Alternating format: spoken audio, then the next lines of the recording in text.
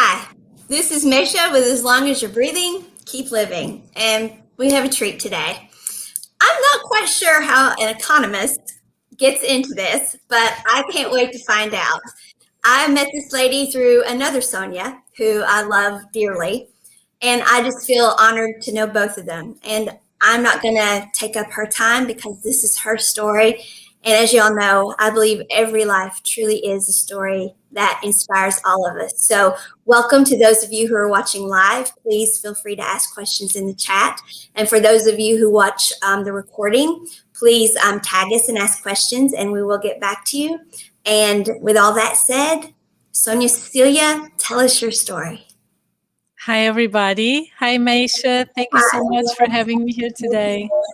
Glad to have you. I'm thrilled to have you. I was thrilled when you said yes. I was nervous asking you, and when you said yes, I did a happy dance. It was a happy dance on both sides. Right. So tell us your story. Start wherever you would like to. Right.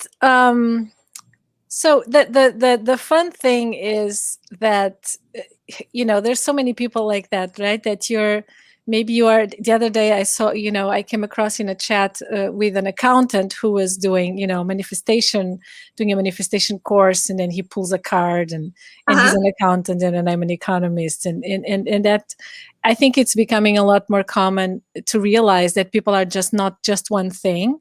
Mm-hmm. And you can also be very, say, scientific and very, I'm an economist, I'm a researcher, not just an economist, but I did a PhD in economics. I was really digging into data and difficult models and mathematics and statistics and proving things, right? Mm-hmm. And at the same time, what's funny about this story is that it was during my PhD, I was doing PhD in London, back in London, that I started, meditating and getting very curious about things like, your spiritual guide or angels, or how energy healing can help you, because I was actually struggling with a health condition at the time.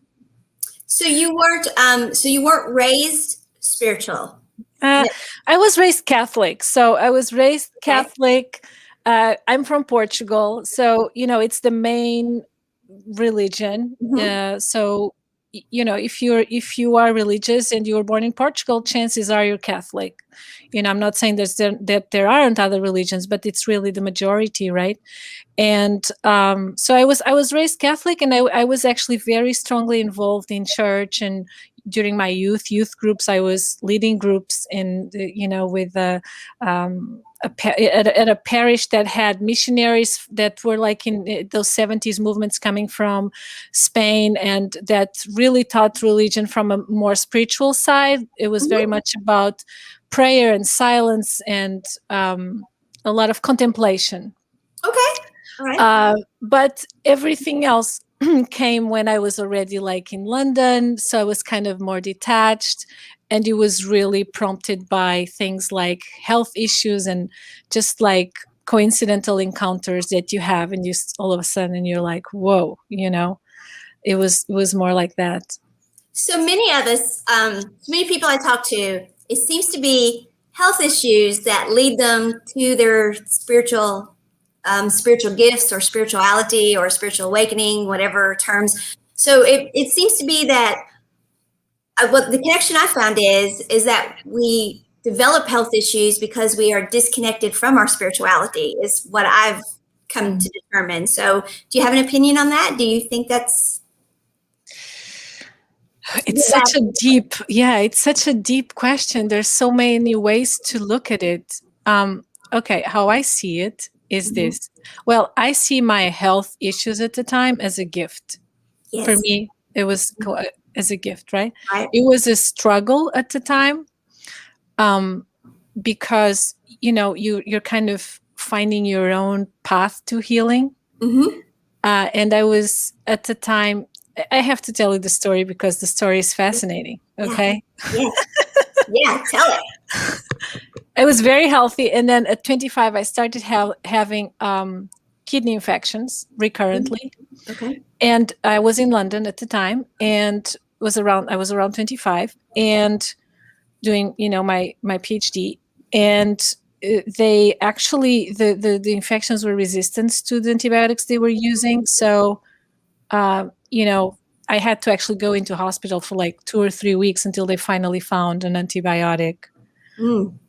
But also it's because it's the healthcare system there. They were using kind of cheap like the cheaper ones first. Mm-hmm. So anyway, but it was a big deal. Like it's an infection in an important organ, right? Like it's not like having a cystitis. Right. It's something that's a Sure. big deal. Like so, and then it become recurrent all of a sudden, and all of a sudden you never know when you're going to have an infection and have to take antibiotics. It gets scary, right? Because then you go, then you get scars in your kidneys, all that story, the fearful, what if, Mm-hmm. and then if all of a sudden it's like you have a problem in your hands that you never had.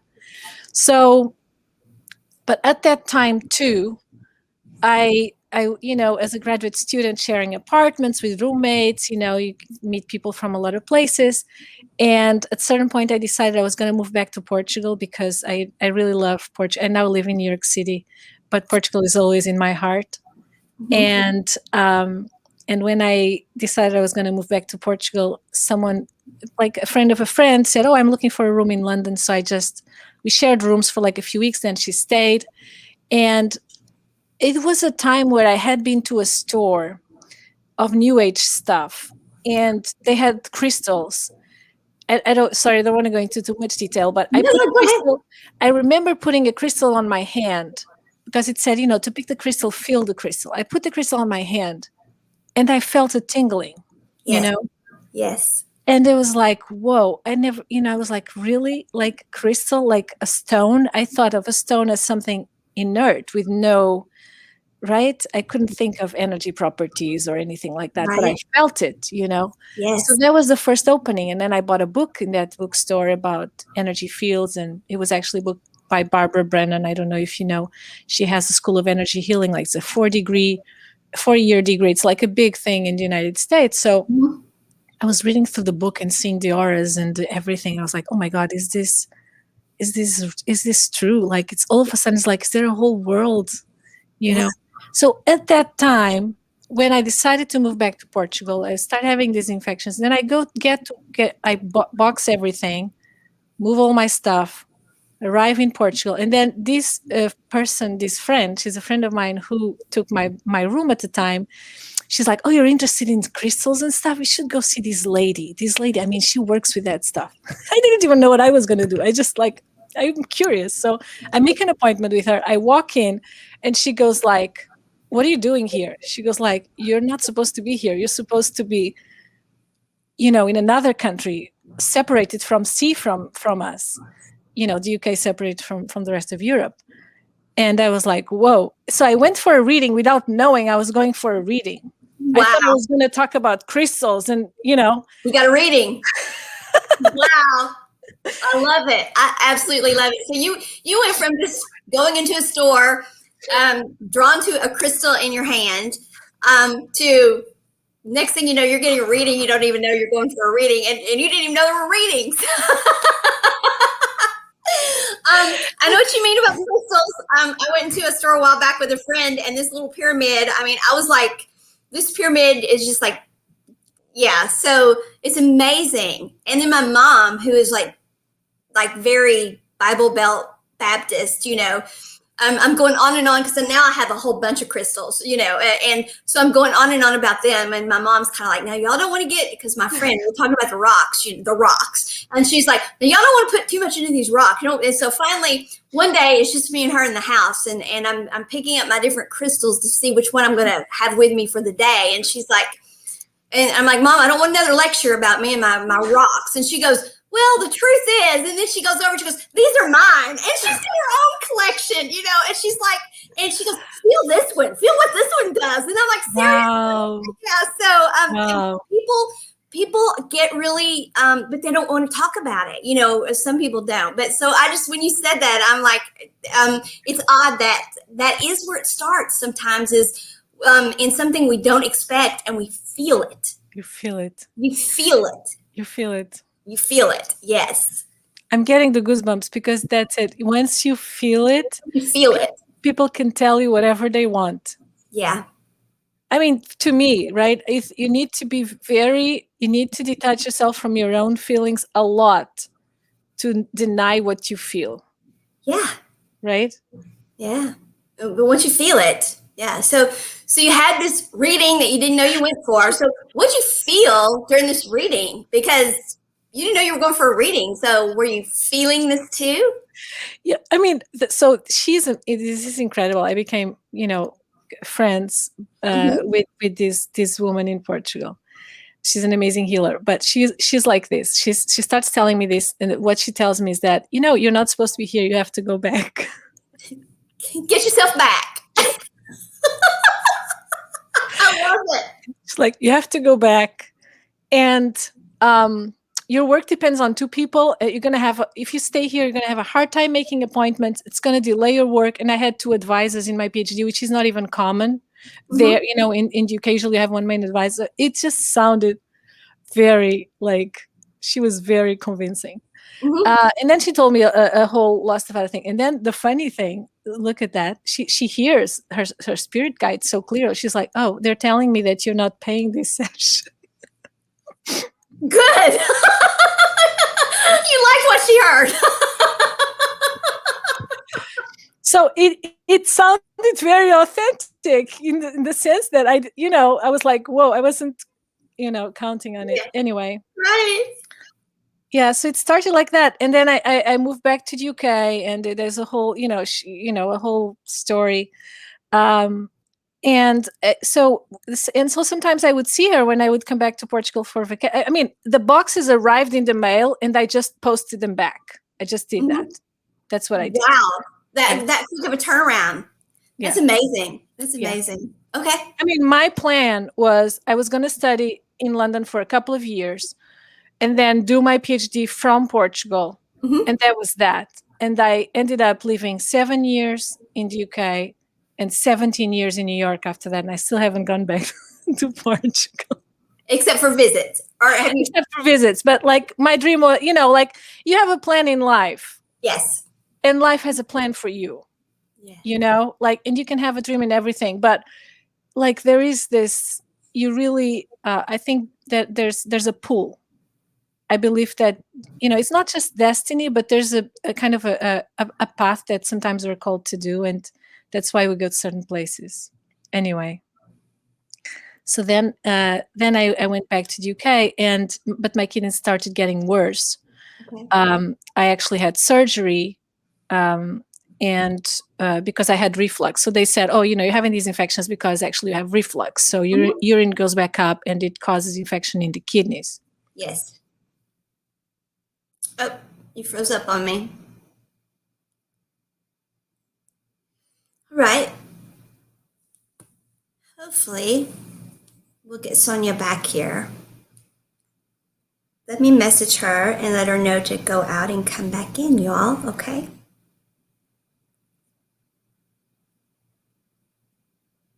That's the fun thing about doing these things live.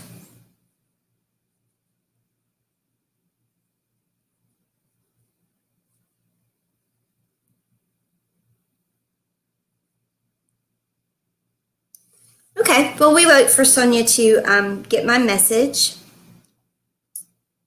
and go out and come back in. Hopefully, she'll get my message. Hope she'll look for it. What Sonia is talking about with going in and feeling the stones, and that's an amazing thing. I was drawn to stones as a little girl, and I lived near Fluorspar. Actually, I grew up where Fluorspar is at, and I was drawn to all of that, and I could feel them too. And I didn't say anything because I thought, well, people already think I'm weird enough, so I'm not going to talk about when I put the rocks in my hands, I feel something. But my friend Kathy, when she came to Washington to get me a while back, that was something that we stopped and she actually got me a collection of stones. And she's like, no, you don't get to get your own. I have to get them for you. And so I have a starter collection of stones. And the pyramid, of course, is one of them. It's tiger eye quartz. But here she is. She's back. So great. Yes, we've got you back. Awesome. Yeah, great. I'm sorry. I No, think it was the internet. yes, mine has gone out before, and the guest has had to finish the show without me. But I'm hardwired now, so that won't happen. So, all right. So yes, let's just pick right back up. Right. So basically, what happened was then I had surgery, and what happened was I actually got worse after the surgery.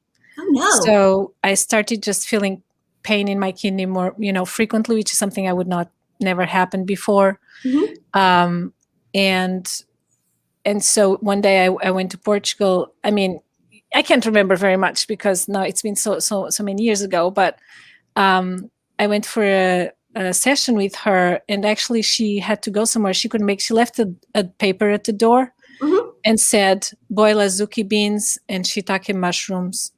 And then we talked on the phone, and she said, "No dairy, no meat, and no sugar." And it was Easter time.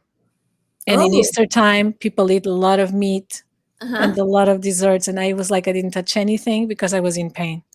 And Oh. I had to really listen to my body. And it's scary when like your kidneys are hurting. It's like you're not supposed to feel your kidneys like. And I did that, and after 3 days, the pain was gone. Wow. Great. But then I had to become vegetarian. It was a whole thing that took a year or two, and it became a life journey. Change. Yeah. Yeah, to understand what is it that I eat that's causing my kidneys to feel not so well, or whatever it is. But after I experienced that with 3 days of diet and whatever you want to call these superfoods or supplements, whatever it is, was azuki beans and shiitake mushroom. Mm-hmm. I knew that works. Yes. So it just got me on a path to understanding and I did energy healing at the time. Was a modality that, because I've read that book, that I was attracted to. And it really helped me. I mean, my kidneys, if I have a very stressful time, or if I'm eating bad, I'm not vegetarian anymore, for example, and I had to be for several years. Mm-hmm.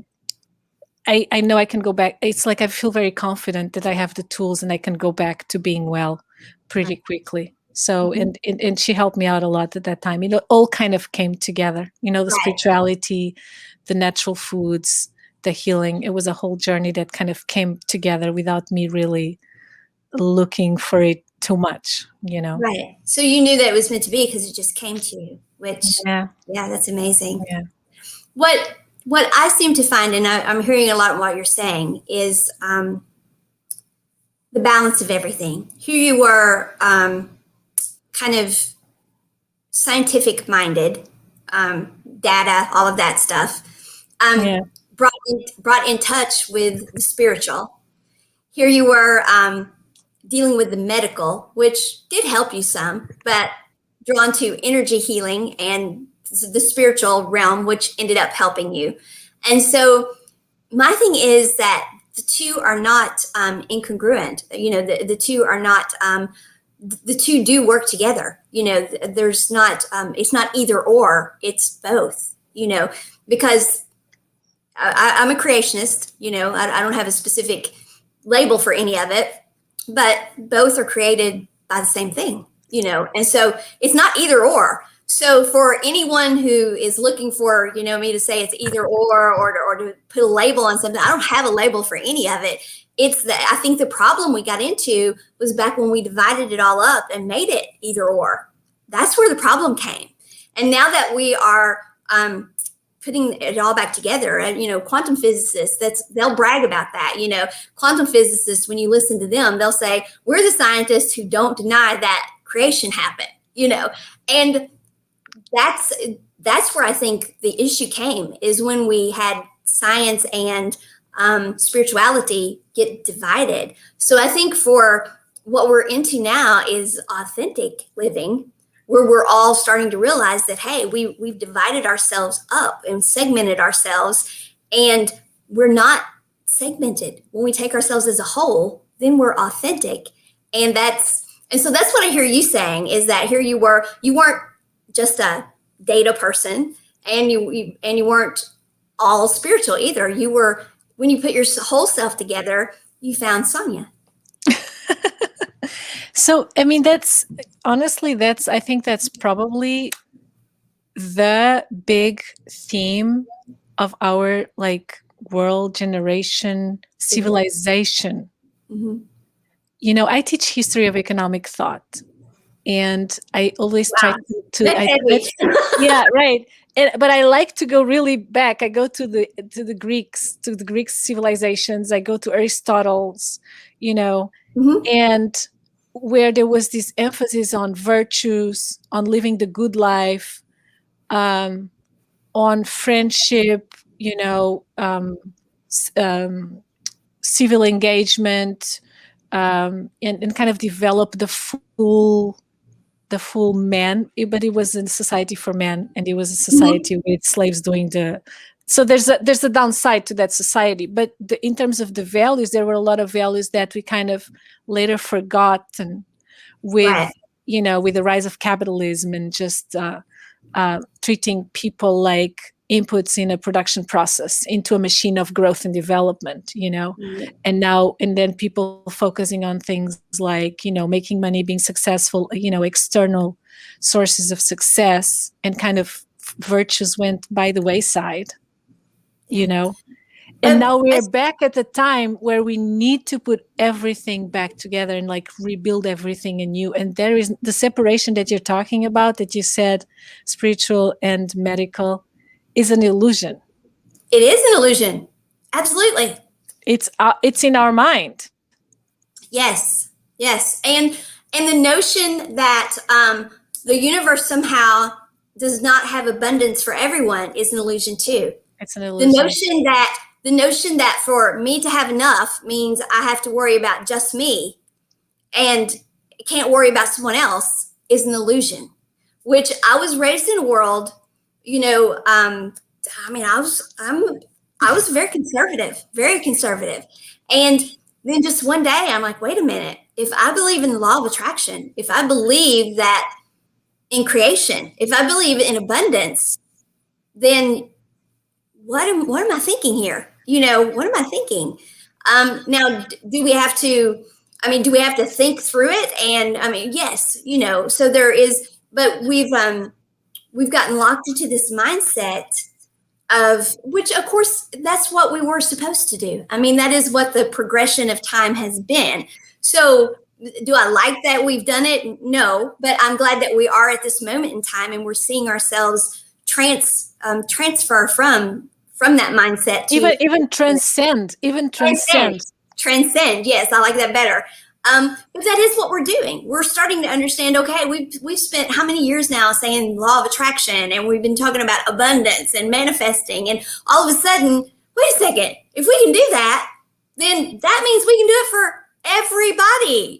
That doesn't have to mean anymore. Okay, the conservative ones, they can have law of attraction and be abundant, and oh, wait a second, that means everybody. And it's like hot diggity, ta-da, the lights went on, and so, but it is the change also in the 3D to 5D, the density, all of that. So it's just the time that we're in. But so it's an amazing time to live. But that's the time that Mesha's here and Sonia's here, and so that's why our stories are what they are. Yes, it's an exciting time, and I love that you said of the aha moments, and it can be such a simple thing, and all of a sudden it just clicks as a puzzle. It just clicks. If I believe in the law of attraction, then it has to be that it has to work for everybody, and if it has to work for everybody, it means this planet is abundant. And we just bought into a lot of beliefs that some of them don't no longer hold, right? And others probably were created by an elite to create power, to concentrate power. Sure. Which slowed down the expansion of consciousness, of course. Exactly. Yeah, that's the thing. Yeah, and I think, honestly, I'm going to be honest with you. I there's no way, there's no point in being discussing, could this be another way? I wish it could be another way. I wish we could wake up without a pandemic, and we could wake up without, causing whatever sea level rise or whatever it is that. Um, but we have to also believe and accept that however way it's happening, it's perfect. Yeah, these are all growth pains we're going through. All aspects are. Everything we're going through are all growth pains. And does that mean that we're comfortable with them and that we like them? No, but so right now we're experiencing a collective story, a global story for sure. And then we're all still experiencing our individual stories. And that's the thing. I think the individual story is so important now to inspire each person in the collective. So the collective is not so concentrated on the collective story and brought down by what seems like, I mean, if you just look at the collective story, it can be scary, it can be hopeless, it can be all those things, but it's not, because all of that's happening with the end result being higher vibration. So if we focus on the individual story, then we can inspire and raise vibration individual to individual to individual, and then that will make the collective more comfortable, and we will raise the vibration faster. So I think people being willing to come and tell their story and say, yeah, I went in the store, there was a rock, I put it in my hand, and oh my God, it was tingling, and then I stumbled into this, and had a reading, and then there was some beans, and then my kidneys were better, and and then somebody's sitting going, oh my God, stuff like that happened to me too. And then the next thing you know, we're feeling joy, and we're feeling our mind is off what's going on in the world, and we're feeling higher vibrational. And then we're connecting to the things we're supposed to be attracting into our lives. And then that just further raises our vibration. And we're all then getting to where we're supposed to be as a collective. And so I think that's why we all have to be telling our stories and reaching out and sharing our gifts and connecting. And so that's why I see the beauty of anybody being willing to do what you're doing right now. Is because I'm telling you, somebody's going, oh my God, she picked up a rock and it did what? And there's some beans and what happened? And their mind is off other stuff. And they're saying, that happened to me once. And I'm telling you, it brings that their vibration goes up, and vibration goes up, and that's automatic. It starts attracting into their lives what belongs there, and it changes things. So I'm just thrilled. So what happened next? These were magic beans. Now I'm all the way up to magic beans. So what happened next? Oh my God, there's so many stories. I mean, I was even thinking about the rocks because I'm just going to say a couple of things about the rocks. It's not even like it's not, energy healing, I would say it's like my first modality, but everything else is part of it, Yeah. When I went, I actually went to a conference in Santiago de Compostela, the Camino de Santiago in north of Spain, in Galicia. Have you heard of that? It's yeah. So people have been doing pilgrimages to this sacred site with this big monastery, right? For centuries, right? Mm-hmm. And they had a little museum of the people who would heal the pilgrims. They would walk for like weeks, and they would come. Some would do it on their knees, would come with their feet, in wounded and everything. And one of the things they used was amber. Okay. They used amber, and my healer at the time said, just put some amber, get an amber ring and put it on your kidneys, which I thought it was the most silliest thing. And let me tell you this: one day, my son suffers from migraines, and he was in school, and I decided to try a necklace with amber. A lot of people use a teething necklace, says of amber for toddlers. For teething. So I had one, it was my own necklace, actually. It was not even one made for kids, but I said, you know what, maybe this will help with his migraine. So I put it on him. And that day when I picked him up, the teacher said, check if he's okay. He was very quiet today. Oh no. Well, that tells us something. She's like, he was not, he was like one of those, Uh-huh. Feisty tomboys and whatever. Very strong-willed, you know? It's like Mhm. he was not his usual self. And then the next day again. And I was like, maybe it's the amber necklace. Mhm. The amber necklace calms you down. I was giving to him because of the pain, but actually calms you down. So much so the teacher was like, there's something wrong with him, like something strange. So for me, that was like one of the most amazing stories of, I didn't even like thought about it. Uh-huh. So crystals can be pretty powerful. Yeah, they Yeah. are. Yeah, they are. Yeah. That's when you had to come back in. When you went out and came back in, I was talking about my friend Kathy on my big trip across the country here. That we stopped, and she basically got me a collection of crystals, and I have them Oh, all around me here. And so, so nice. I love them too. They are. So they absolutely are. So crystals were like your first entry. So then Hmm. energy healing, Hmm. and the foods, figuring Hmm. out that the foods. So then what came next? So, so then I started doing meditation because, again, I was looking at that book and I was just curious to. I was doing meditation to try and heal myself, to be honest, because Hmm. when I went vegetarian, it was hard. I was basically in Portugal. I was used to eating a lot of fish, and I could continue eating fish, but in London, it wasn't easy to find fish. So just removing the meat for your diet, if you don't know what to supplement it with, it can be hard. You Hmm. like you can become anemic, or I don't know exactly but I just felt very weak at the time, and Hmm. so it was like at least a year. And so during like a year, I was just doing a lot of meditation. Hmm. And if I'm going to talk about meditation, I think that the story that I think really marks how I started becoming fascinated with meditation is actually, the first time I did meditation is because I went to a talk, and this was in Lisbon. I went to a talk to a German person, and it was so many years ago, I don't know his name. And he was giving about a talk about meditation. He said, meditation is the most important thing you can do in life. I do it every day. I've done it every day for 20 years. It was like this, like, life-changing thing you can't go without. Hmm. And and then he said one thing that really triggered me. He said, it's more important than prayer. And I was very like, prayer. I had been raised that prayer is very important, and that's Right. my way of connecting to God. Hmm. And I got really triggered by that. And then he said, and if you want to start, just start by like gazing at a candle. Hmm. You just start by gazing at a candle and let your thoughts go and just stay there and gaze at the candle.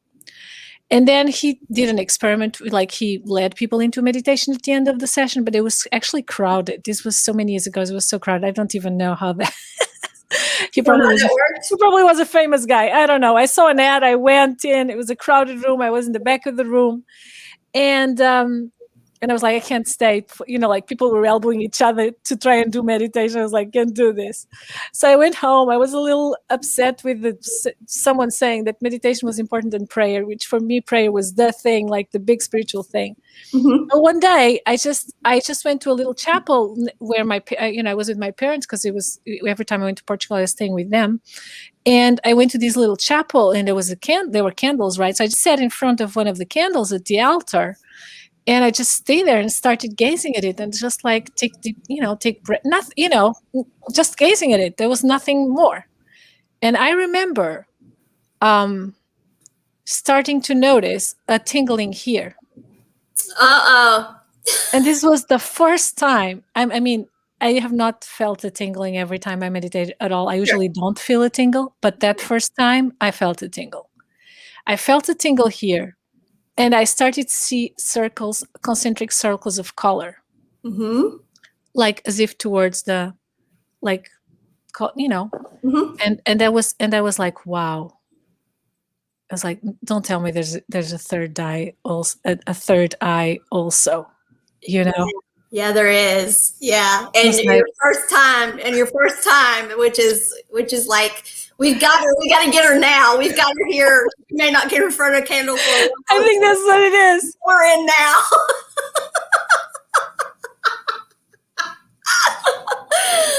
Wow.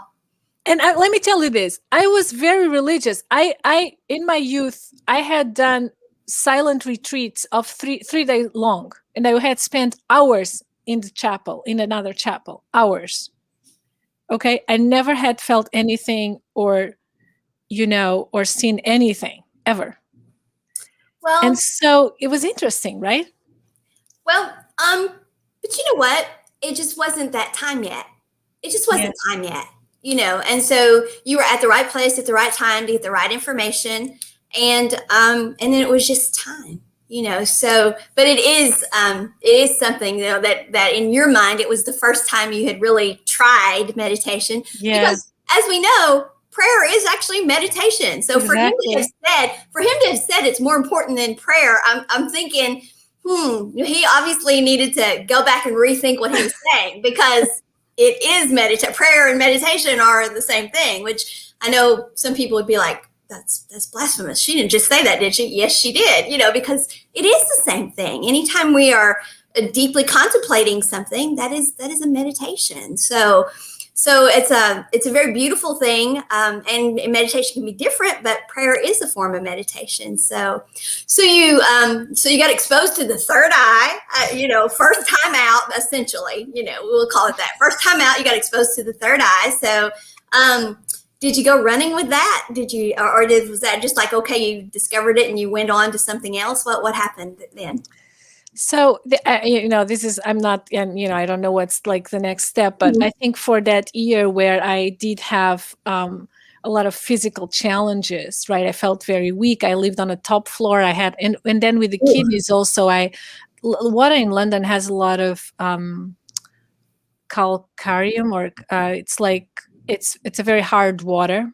Oh, okay. So I kind of had to carry bottled water. I mean, there were a lot of challengings at the time.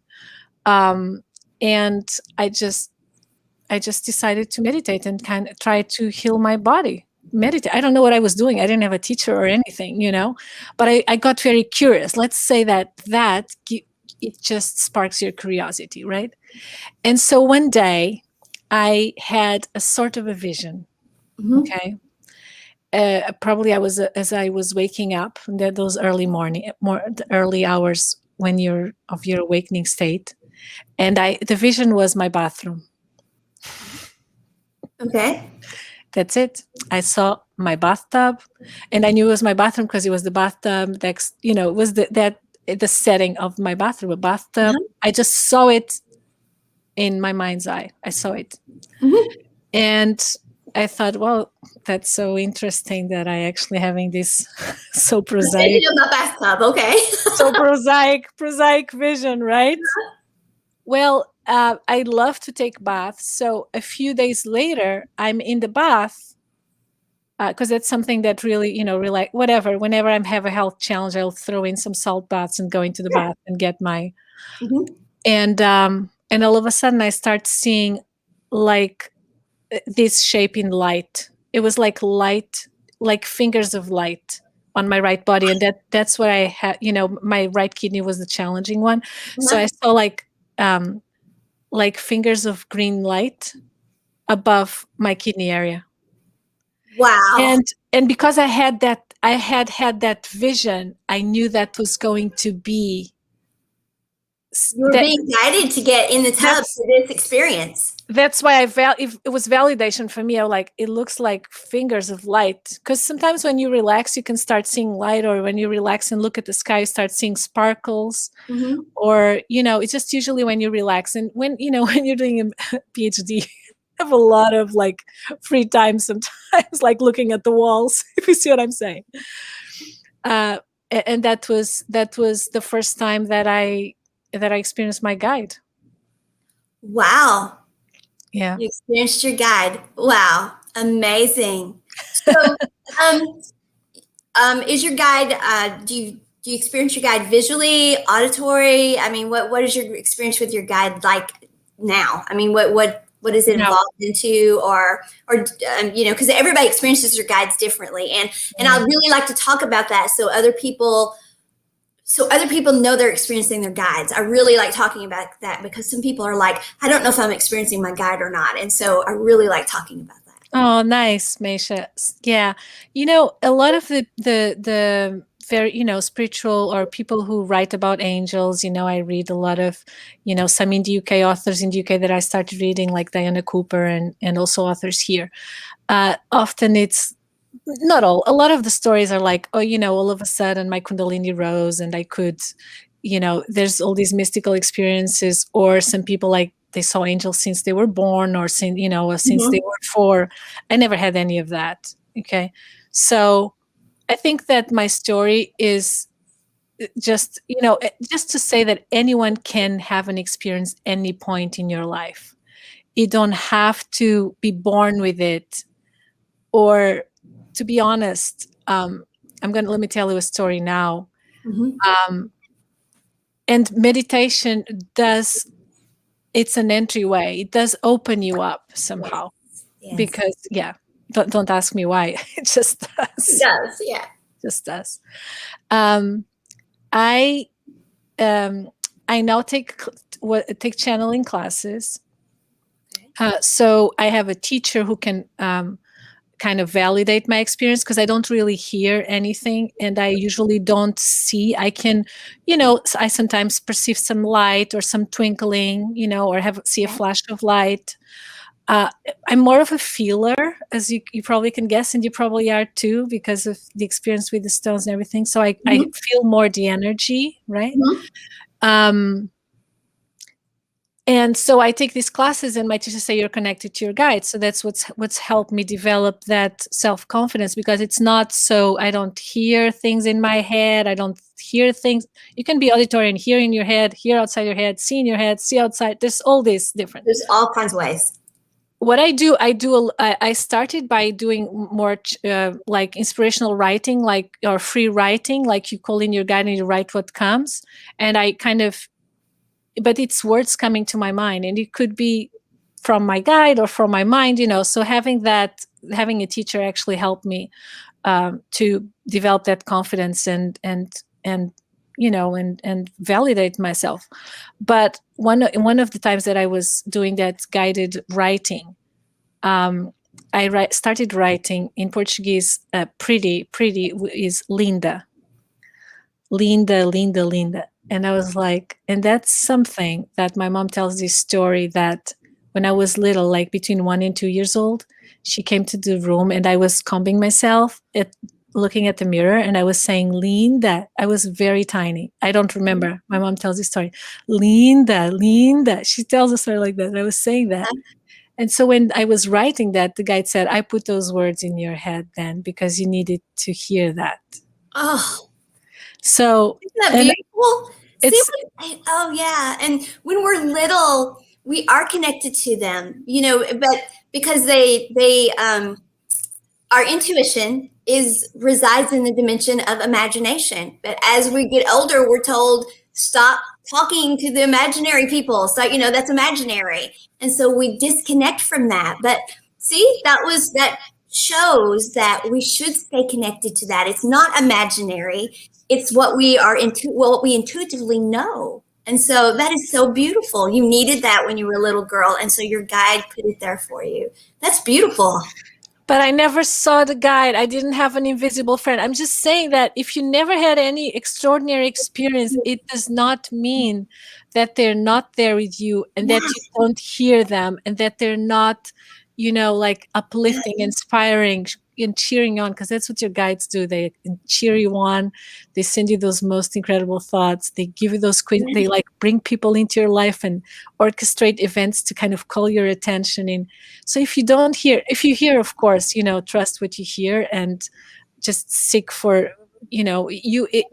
trust is something you develop over time, Sure.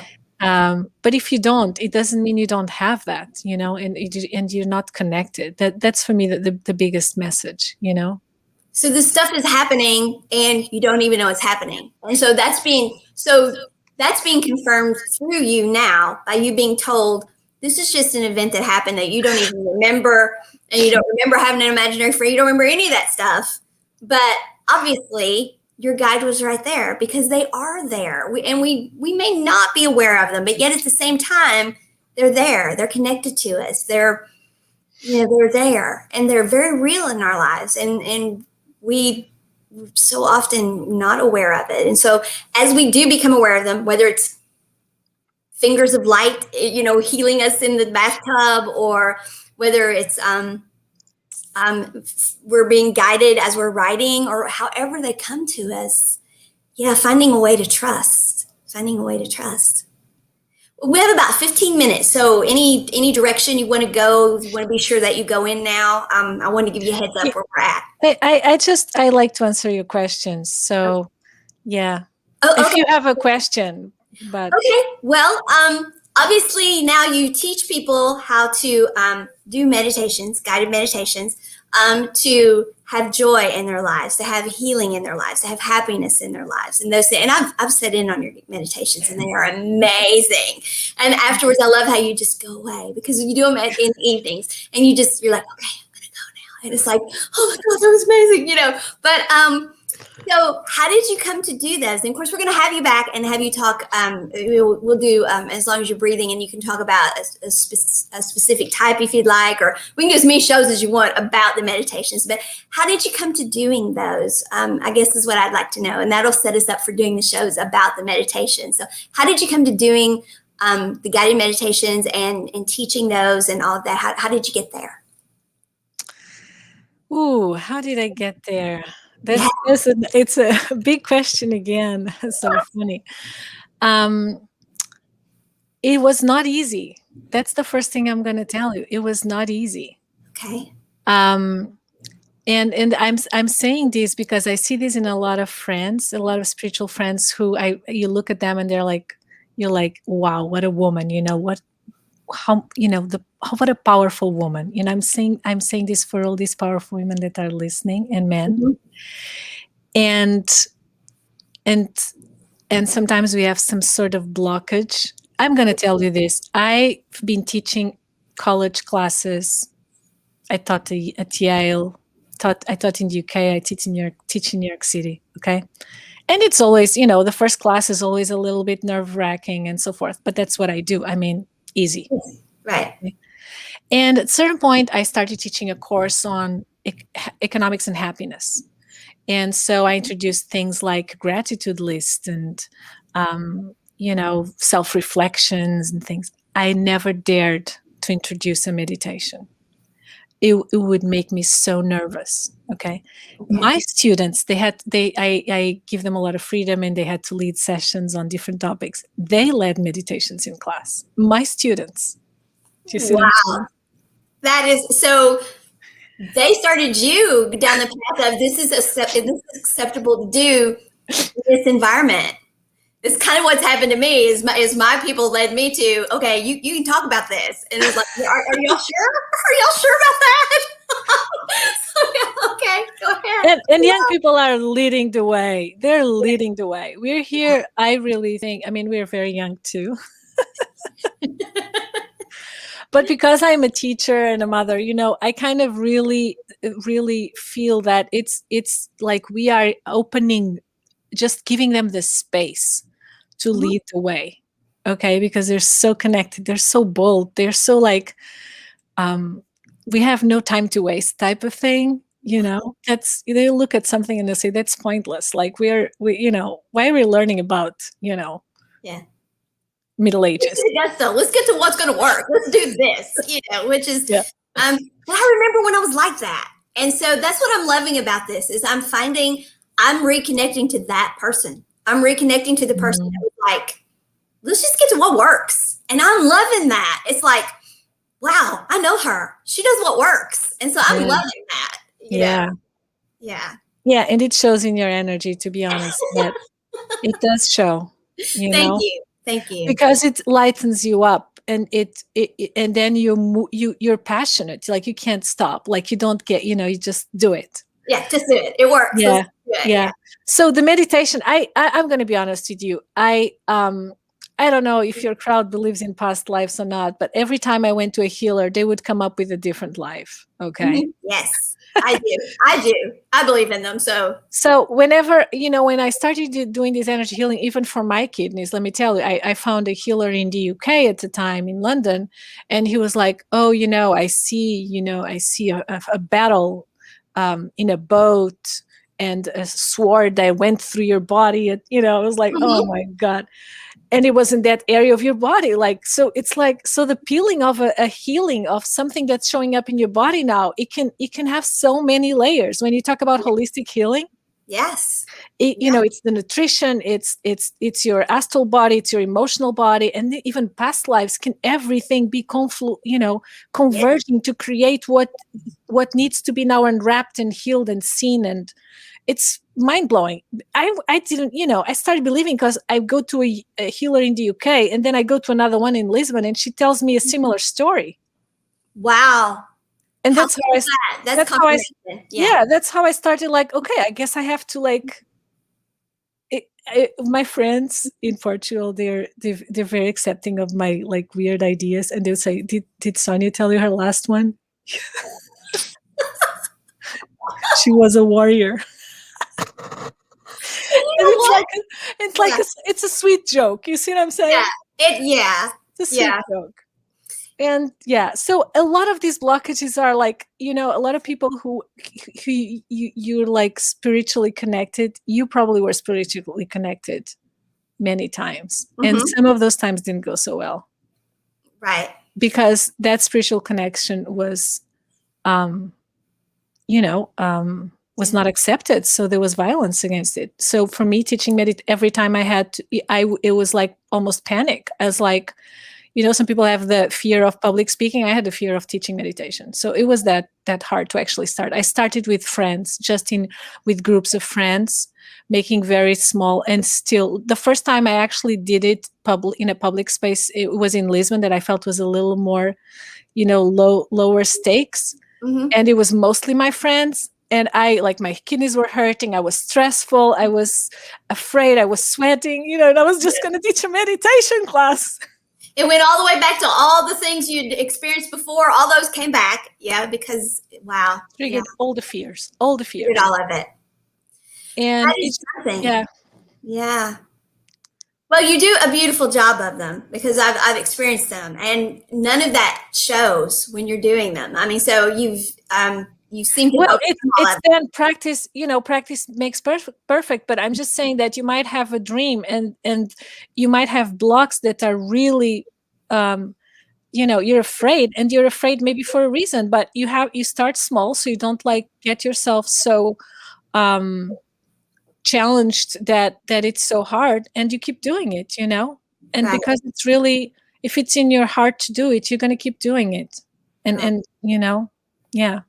And obviously there's when you're led to, there's healing in it, and for Yeah. you, yeah, there's been healing in it, and so um yeah, and they're so beautiful. And when we do things that are healing for us, invariably we are also healing other people. Yeah. So, and that is one of the things I sat in on channeling the other night, and that was the thing that she wanted to point out. She said, for all of you who have blockages and are hesitant, especially those of you who have been afraid to show up because, and when she said this, because I had just like the past couple of days made the comment about how my guides had been dealing with me about you've got to get over people thinking that you think you're somebody. That is one of the biggest things you've got to get over. She said, especially those of you who are worried about people thinking that you think you're somebody, you got to let that go, because what you're doing is you have people out there who are waiting on you, and they're waiting on you to show up. And so by you worrying about what other people think, you're not showing up for the people you're supposed to be showing up for. Yes. And oh my God, it hit me in the heart. And I'm like, so I'm worried about what other people think, and I'm failing other people because of it. I'm like, I'm damned if I do, damned if I don't. It was like, it hit me in the heart. And yeah, so it's always about, I knew that. I mean, that's what Ever Life Story is about, is, share your story, because you're going to help other people. You're going to motivate, inspire, educate. You're going to help other people. And it's always healing to self when you share. So I knew that. But when she said what she did, by By not stepping up, you're hindering other people. And I'd even done that. I'd even said those words myself a few times. But having experienced what I had just those few days, and then her just coming right out and saying my own words back to me, it just hit me in the heart. And then hearing what you've just said, I mean, the universe confirms all of this for us. They put us together at the right time, at the right place. It was all like serendipity and all of that stuff. But that's how the universe does things. I mean, and we're to take all of that as confirmations, and nothing is really a coincidence. How you told your story today, and how it's triggered me thinking, wow, that just fit with none of that is coincidence. None of that is coincidence. So there's been lessons and confirmations for me in just the way your story unfolded. And when we talked before and you said, how do you want me to do this? And I said, however it flows, it'll be because that's how it's supposed to. Just for me alone, it was how it was supposed to flow. And I can tell you, for other people who hear it, they're going to have it's different things about the flow of it. It's going to do the same thing for other people. So okay, we have like 5 minutes. So wrap up however you want to in this 5 minutes. Yeah, I want to say for people listening, just like you and just like me, right?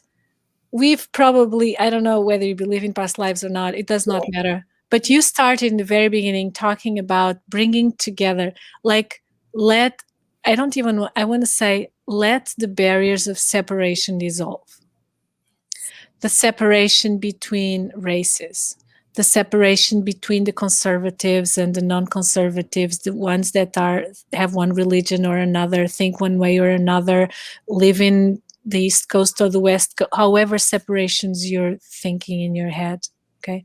But also the separation between the world, the material world and the spiritual world, the science and the spirituality. Like, it's a time to let those dissolve, okay? And it's not easy because we show up in a certain way in certain environments and you can talk about certain things. But what you're noticing is that it's dissolving. Like, people are talking about it in all sorts of environments. And you can go anywhere and find someone who understands your spirituality. Like, you take a cab, anywhere you go, right? And so it's because it's just people are awakening, are becoming more curious. And if it's, I was going to say, if it's real, eventually we'll get there, Yeah. It's really about bringing everything together and also understanding that the other person who maybe doesn't believe in, I did not believe in past lives for many years. It's okay. I don't need anyone to believe, and I don't need anyone to believe. And I don't need any, it's like I'm so also this idea that you can accept that the other person has a different perspective.